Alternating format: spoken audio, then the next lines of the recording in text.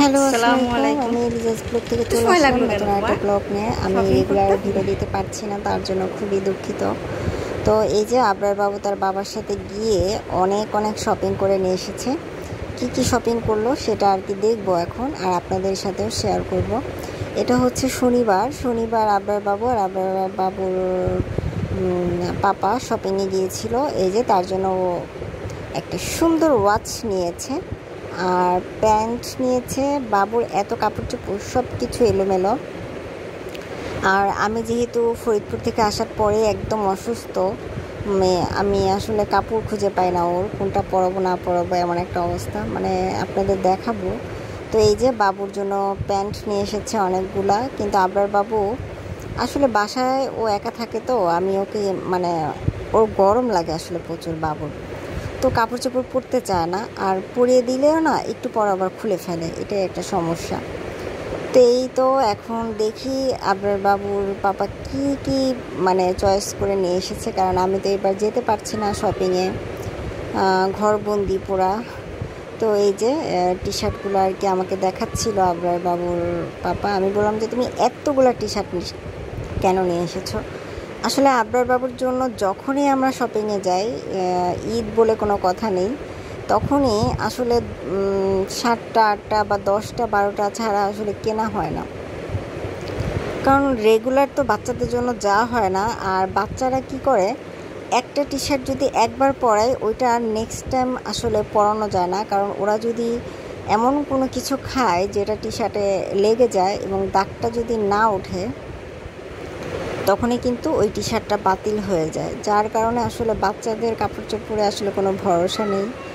এই তো তো সুন্দরী, ভালো হয়েছে টি শার্টগুলো, আমার ভালো লেগেছে, কালার সুন্দরী সবগুলো। তো এই তো ওয়াচ, আমি আসলে কাউন্ট করছিলাম যে কয়টা, তো 11টার টি শার্ট আর প্যান্ট এনেছে।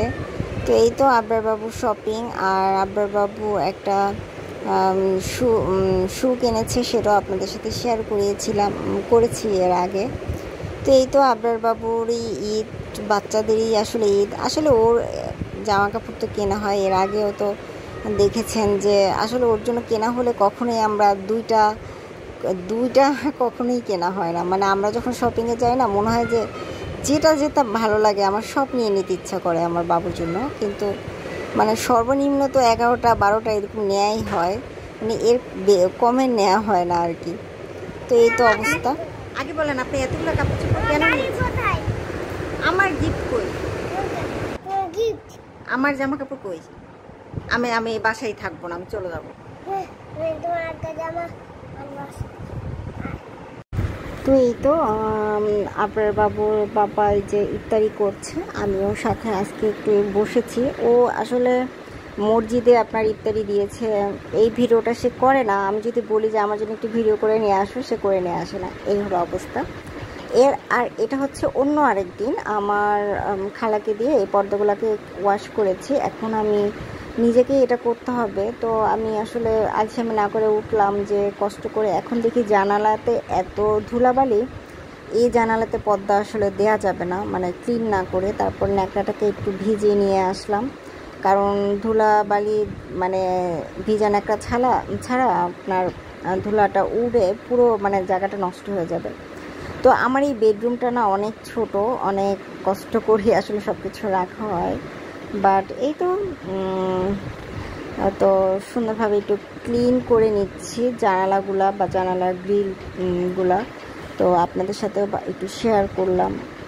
আসলে সকাল থেকে একদম বিকাল রাত, মানে আমি সারাক্ষণ আসলে শুয়েই থাকতে হয়, মাথা তুলতেই পারি না। কিন্তু যদি আমার ভালো লাগে, সবাই বলে তুমি একটু হাঁটো, কিন্তু আমার যদি ভালো না লাগে আমি কিভাবে দাঁড়াবো? একটা মানুষ না খেয়ে কিভাবে বাঁচে? কিন্তু আমার যদি ভালো লাগে আমি কিন্তু মানে কাজ করি, যেমন এই পরিষ্কার পরিচ্ছন্ন রাখা বা বাসাটাকে গুছিয়ে রাখাটা আমার রক্তের সাথে, আমার গুছিয়ে রাখতে বা সুন্দর বাসা আমার খুব ভালো লাগে। বাট যেহেতু ছোট বাচ্চা আমি পারি না, বাট আমি কিন্তু চেষ্টা করি, আর ইচ্ছা আছে মনের মতো বাসা হলে মনের মতো করে সাজাবো। তো এই তো নতুন সংসার আমার আবরার হওয়ার পরেই আসলে সংসারী হয়েছি। এর আগে আমরা দুইজন ছিলাম, এতটা প্রয়োজন ছিল না, বাট এখন তো যাই হোক। তো এই যে সব কিছু ক্লিন করে নিয়েছি, এখন আমি পর্দাগুলোকে লাগাবো। আর পর্দা লাগানোর পরে আমি দেখলাম আমার এই পর্দাটা এই যে এরকম হয়ে গেছে, বাট আমি বুঝলাম না, আমার বাসায় কোনো ইঁদুর নেই, আমার বেডের নিচে কোনো ময়লা আমি রাখি না। বাবু অনেক সময় করে কি যে বেডের নিচে আপনার গাড়ি দেয়, তো আমি এগুলো বের করে ফেলি, কিন্তু এই রুমটা এত ছোট, এই বেডটার নিচে আমার টিভির একটা ইয়ে আছে, তো এই বেডটা পরিষ্কার, এটার মধ্যে অতটা ধুলাবালি নেই, হালকা ধুলাবালি থাকতে পারে, বাট কোনো আজে বাজে ময়লা নেই, এই হলো অবস্থা। তো আমার খুবই মন খারাপ হয়েছে পর্দাটার জন্য, কারণ এটা আমার সংসারে প্রথম জানালার জন্য যদি পর্দা বানাতে হয়, এই পর্দাটাই আমি বানিয়েছি আমার সংসার জীবনটা। তো এটা হচ্ছে আরেকটা দিন, দেখেন কি অবস্থা। আসলে আবরারকে যখন আমি কাপড় চোপড় পরাতে চাই, আমি মনে কাপড় চোপড় খুঁজেই পাই না, মানে এলোমেলো হয়ে আছে সব কিছু। তো আমি একটু গুছিয়ে নিলাম এবং সেটাও আপনাদের সাথে একটু শেয়ার করলাম। তার কাপড় চোপড় অভাব নেই, কিন্তু তাকে যখন আমি পরাবো তখন একটা প্যান্ট বা একটা কাপড় আমি খুঁজে পাই না। আর আবরার বাবু ওকে পরালেই ও কাপড় খুলে ফেলে, টি শার্টগুলোও খুলে ফেলে, সব কিছু খুলে ফেলে। মানুষ মনে করবে যে ওর আসলে কোনো কাপড় চোপড় নেই, বাট ও বাসায় একা থাকে, তো ওর আসলে গরমে পরতে ইচ্ছা করে না। এই যে কত যে প্যান্ট তার, কিন্তু সে পরতে চায় না। তো যাই হোক, তো এই তো আজকে অনেক দিন পরে আপনাদের সাথে অনেক কথা শেয়ার করলাম, অনেক কিছু বললাম। যদি ভালো লেগে থাকে অবশ্যই আমার এই চ্যানেলটাকে সাবস্ক্রাইব করবেন এবং লাইক দিবেন, প্লিজ প্লিজ প্লিজ। ভিডিওটা দেখার শেষে অবশ্যই লাইক দিবেন যদি ভালো লেগে থাকে। আর আমার জন্য দোয়া করবেন, আমার পরিবারের জন্য দোয়া করবেন যেন সব কিছু ভালোভাবে হয়। তো এই তো আজকে এই ভিডিওটা একদম শেষ প্রান্তে চলে আসলাম। আপনারা সবাই ভালো থাকবেন এবং রোজা তো একদম শেষ প্রান্তে চলে আসলো, তো আপনাদের সবাইকে অগ্রিম ঈদ মোবারক। এবং রোজা চলে যাচ্ছে, এটাও একটা কষ্টের মানে একটা অনুভূতি। যাই হোক, আপনারা সবাই ভালো থাকবেন, সুস্থ থাকবেন। আল্লাহ হাফেজ।